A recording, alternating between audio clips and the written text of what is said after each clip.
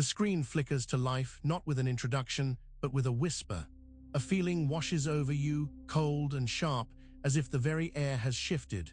This isn't a random video you've found. It's an invitation, a recognition. CHRONOS, the primal force of time, has noticed you. It's as if the universe, in its infinite complexity, has threaded a path specifically for this revelation to find you right now.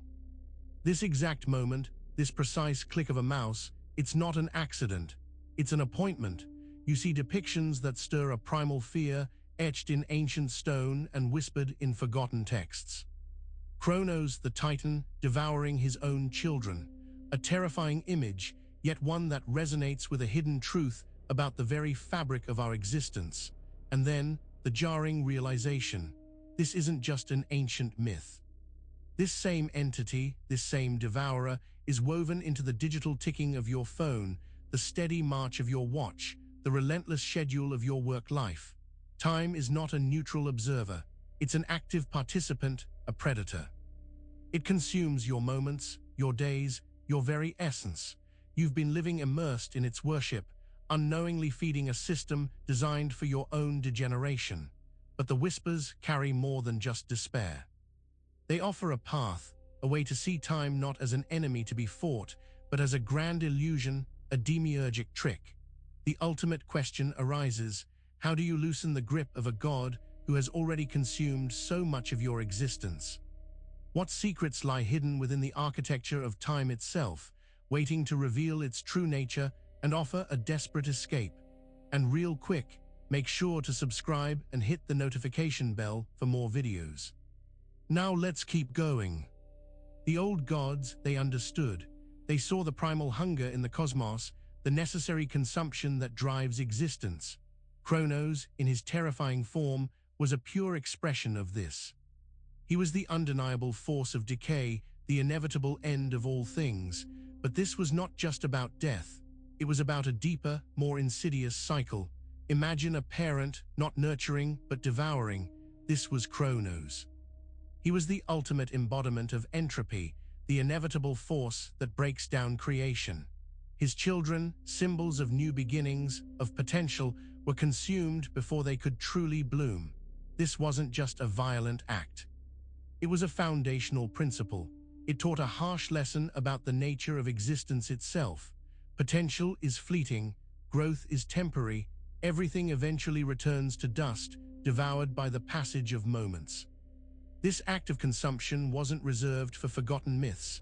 It was a blueprint, a warning. The seeds of this primal hunger, this eternal devouring, were planted deep within the human psyche, shaping our understanding of life, growth, and inevitable decline. It's a chilling thought, realizing how deeply this narrative of consumption has been ingrained, and how it continues to echo in the structured lives we lead. But the true horror lies not just in the act of devouring, but in how it was disguised, rebranded, and made palatable for modern consumption. You've seen the raw power of the devouring god, but what if that power wasn't truly destroyed, but merely rebranded? In the next section, we'll explore how the image of CHRONOS was scrubbed clean and presented to us as something far more familiar, yet equally dangerous. Saturn. The ancient world knew him as CHRONOS, the relentless devourer. But empires fall, and gods, it seems, can be remodeled. In a masterful act of cosmic rebranding, the essence of CHRONOS, the primal force of consumption and decay, was subtly shifted and reintroduced under a new guise. Saturn, this wasn't a disappearance, but a sophisticated reinvention. Think of the shift from a terrifying monster to a more stoic, perhaps even benevolent deity. Saturn, god of agriculture, of harvests, of the golden age. A much more palatable image, isn't it? Yet, beneath this veneer of order and plenty, the core function remained. The relentless passage of time, the cycles of birth and death, the inevitable decay. Saturn inherited CHRONOS' domain, but with a silken glove over the iron fist. This rebranding was crucial. It allowed the fundamental principle of time consumption to persist, but in a way that wouldn't immediately trigger primal revulsion. It became integrated into the very fabric of society, disguised as natural cycles, as necessary order. We began to worship the results of time's hunger, the harvest, the structured year, without acknowledging the devouring force that made it all possible. It's a brilliant deception, and one that has allowed this archonic entity to maintain its hold, hidden in plain sight, while we celebrated the fruits of its consumption. You've seen how CHRONOS was reborn as Saturn, the rebranded devourer. But what are the markers, the rituals that cemented this new identity into our daily lives? In the next section, we'll examine how the very tools we use to measure time became instruments of this dark deity's worship. The clock, such a mundane object, isn't it? We glance at it 100 times a day, using it to navigate our lives, to meet deadlines, to catch a train. It's a tool, a convenience, or so we've been led to believe. But look closer. Listen to its steady, rhythmic beat. It's not just marking seconds, it's conducting a ritual. Every tick and tock is a tiny sacrifice, a sliver of your existence chipped away. The clock wasn't designed to serve us. It was designed to serve itself, or rather, the entity it represents. It's a device built upon the principles of CHRONOS, now embodied by Saturn. It's more than a teller of time, it's a conductor of consumption. Consider the precision, the unwavering regularity. This isn't the gentle flow of nature. This is a programmed, artificial pulse. It forces a synchronized existence upon us, pulling us into its unwavering rhythm. This relentless march is the soundtrack to our own gradual depletion. We are so accustomed to these devices, so reliant on their authoritative presence, that we've forgotten to question their true purpose. They tick away our vitality with every passing second, not out of necessity, but out of design. You've seen how clocks are far more than simple timekeepers, but conduits for CHRONOS' dark will.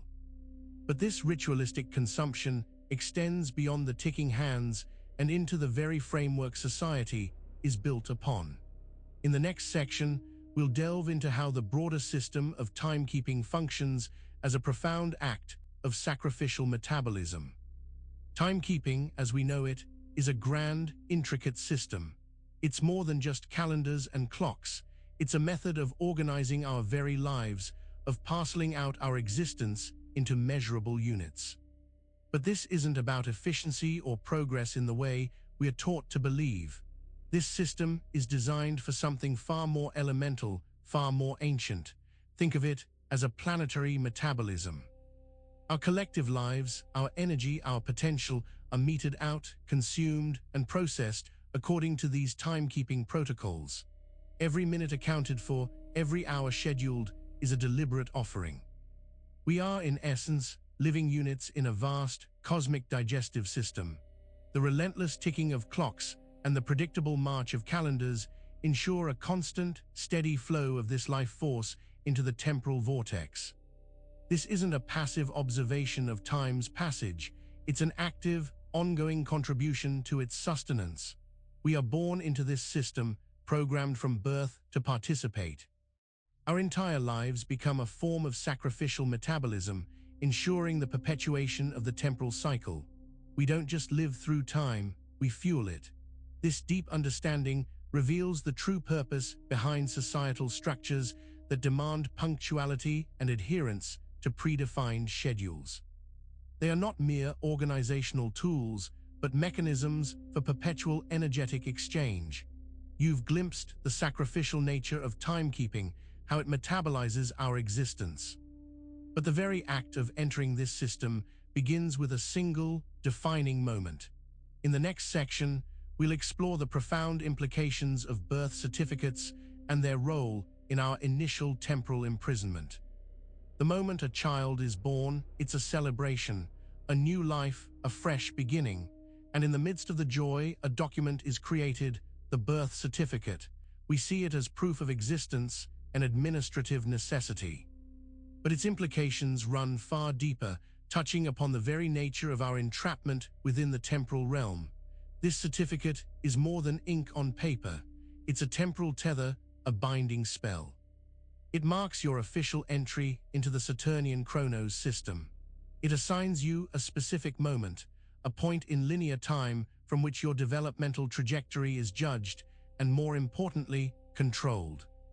Your life's narrative begins to be written by the clock, not by your own spirit. When you receive this document, you are essentially accepting a contract with time itself. You are agreeing to its terms, to its divisions, to its relentless march. It's the first step in a lifelong process of becoming a cog in the Archon's temporal machine. This seemingly innocuous piece of paper solidifies your position within the cycle of consumption, making you a traceable and predictable unit. It is the initial anchor that locks your soul into the predetermined flow, a seal of temporal imprisonment that you carry throughout your earthly sojourn. You felt the binding of the birth certificate, its role in initiating temporal imprisonment. But the system doesn't just mark beginnings, it meticulously tracks endings, shaping our perception of mortality itself. In the next section, we'll examine the chilling concept of death clocks and the cult of forecast they foster. There's an undeniable fascination, a morbid curiosity with the future. We crave certainty, a glimpse of what's to come. This has given rise to industries dedicated to prediction, to forecasting. And at the heart of this, often unacknowledged, lies the concept of the death clock. These aren't literal machines, of course. They are algorithms, calculations, the result of statistical analysis based on our lifestyles, health, and societal data. Yet they function with a chilling authority, assigning a projected end date to our lives. This death clock isn't just a number, it's a powerful psychological tool, a self-fulfilling prophecy engineered by the forces that seek to control our experience of time. The cult of forecast, driven by these projected timelines, reinforces the idea that our lives are predetermined, that our fate is sealed. It breeds anxiety, discourages risk, and ultimately encourages a passive acceptance of the temporal cycle rather than an active engagement with life. We become so focused on the projected endpoint that we forget to truly live in the present moment. This manufactured inevitability serves the Archons by keeping us tethered to the linear progression of time and dissuading any exploration of possibilities beyond their imposed framework. You've seen how death clocks shape our perception of an inevitable end, feeding the cult of forecast. But the influence of these temporal deities extends beyond individual lives into the very structures of our built environments. In the next section, we'll explore the architectural manifestations of their power in the corporate clock tower. Look at the skylines of our major cities. What dominates them? Towering structures, symbols of power and progress. And often prominently displayed are clocks. The corporate clock tower, it's more than just an architectural feature, it's a colossal monument to the time gods. These towers are intentional. They are designed to be seen, to be felt, even from afar. The prominent clocks serve as constant reminders of the pervasive influence of Saturnian CHRONOS. They broadcast the system's authority, its omnipresent dominion over human activity. The sheer scale and grandeur of these buildings elevate the concept of time from a simple measurement to a divine principle, a central tenet of corporate worship. Within these structures, countless individuals labor, their lives meticulously scheduled, their productivity measured against the relentless ticking of those very clocks. The corporate clock tower isn't just an office building, it's a temple dedicated to the worship of efficient consumption. It embodies the idea that time is money, a valuable commodity to be meticulously managed and exploited, all under the watchful eye of the temporal deity. We have built our cathedrals to time, and in doing so, we have enshrined its archontic rulers. You've witnessed the corporate clock tower as a monument to time gods and their architectural dominion. But the symbol of Saturn's power is not confined to grand structures. It's imprinted in the very geometry of its influence. In the next section, we'll uncover the significance of the hexagon as Saturn's geometric signature. The gas clouds of Saturn, captured by probes, reveal a mesmerizing and deeply enigmatic phenomenon, a persistent hexagonal storm at its north pole. This isn't a random formation. It's a profound geometric signature, tying the celestial body directly to the temporal forces we're exploring. The hexagon is a shape of incredible geometric significance. It's a perfect tessellation, a building block of crystalline structures, and a symbol of balance and order. But in the context of Saturn, it becomes a mark of its dominion. This divine geometry, when imposed by Saturn's immense gravity and rotational forces, speaks volumes about the structured, ordered nature of the time trap. It represents the perfect, interlocking cells of our temporal imprisonment. This pattern isn't just observable in the skies. It echoes in the honeycomb structures of our organized societies, in the grids of our cities, and in the very systems of control that govern our lives. The hexagon, as Saturn's signature, serves as a constant, albeit subliminal, reminder of the inescapable, perfectly engineered cage that time has constructed around us. It's a mathematical declaration of the arcane's perfect, unyielding grip. You've seen the hexagon as Saturn's geometric signature, an emblem of its ordered power. But this symbolic language extends to another potent, often unsettling, form. The black cube.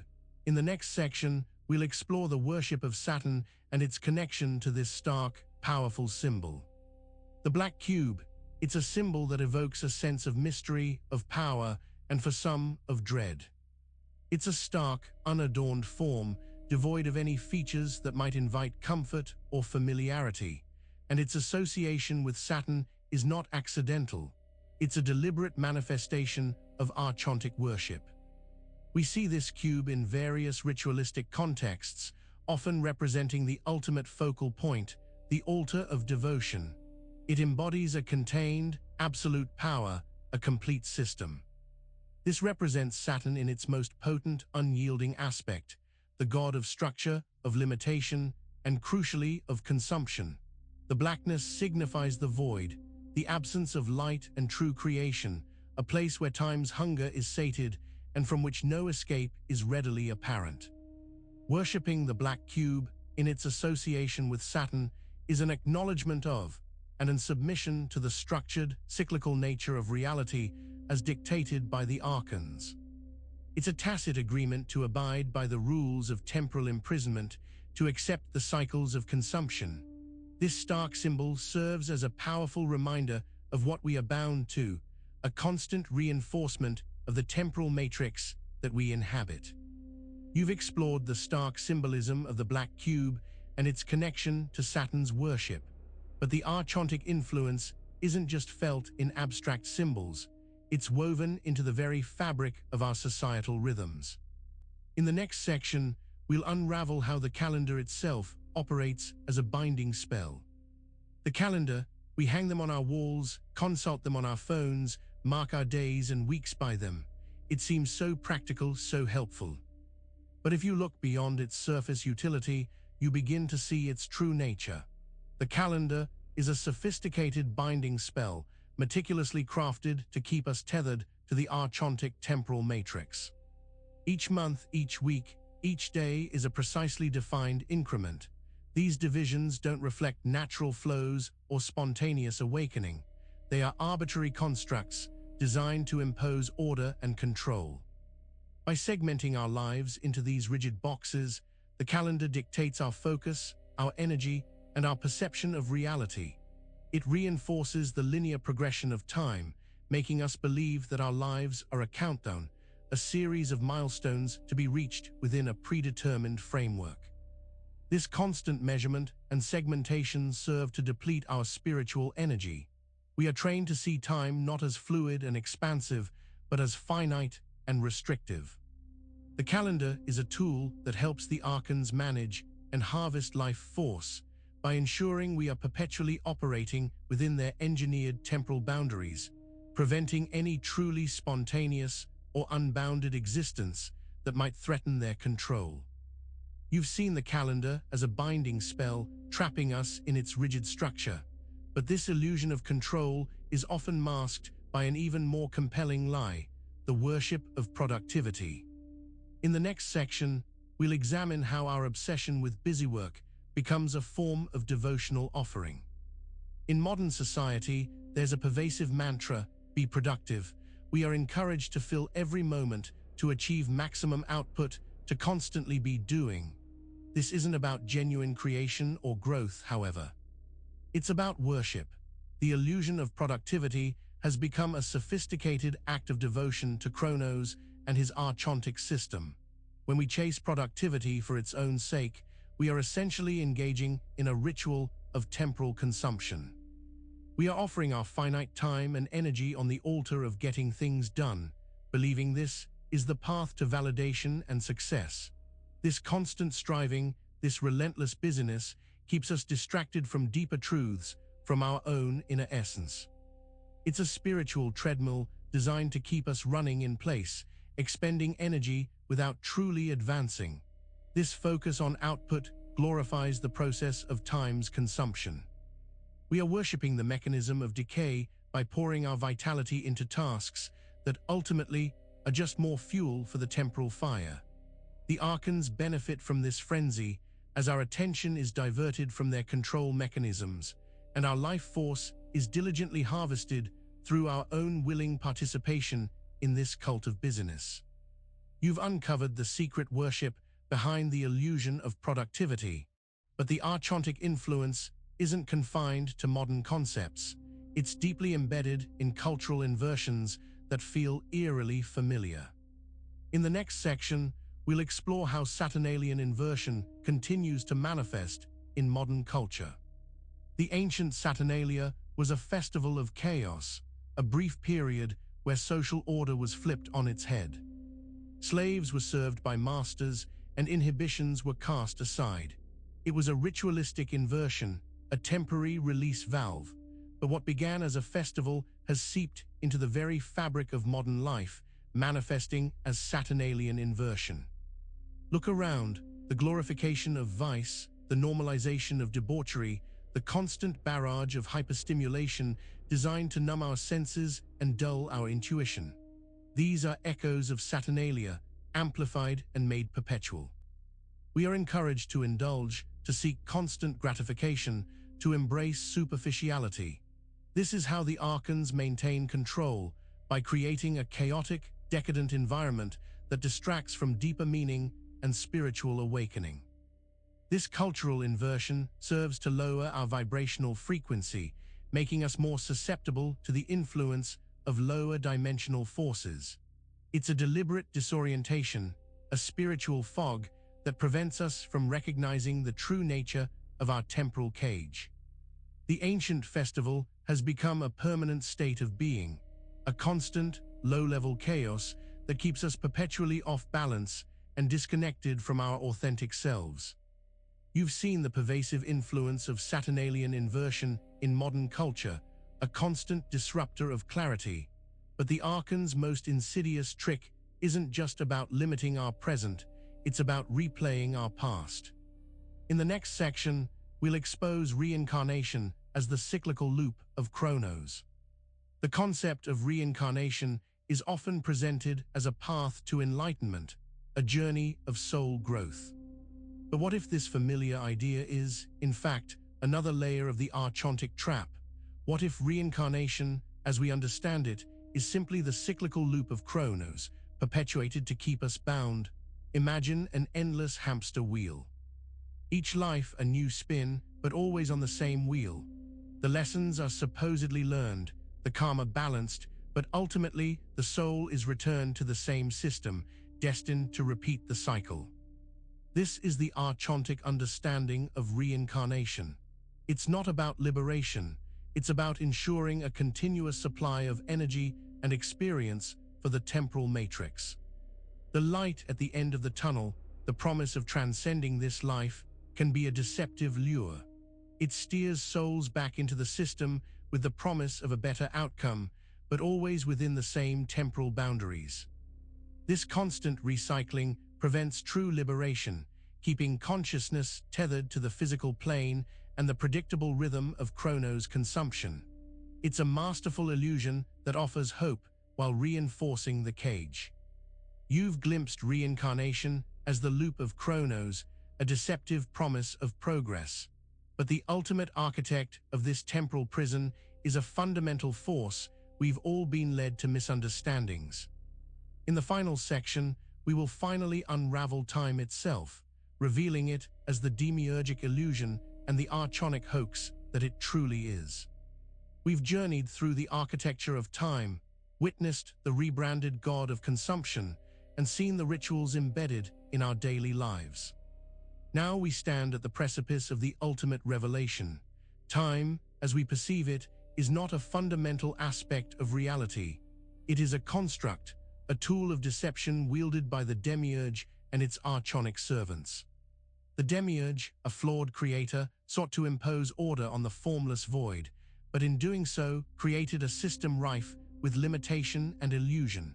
Time is its primary instrument.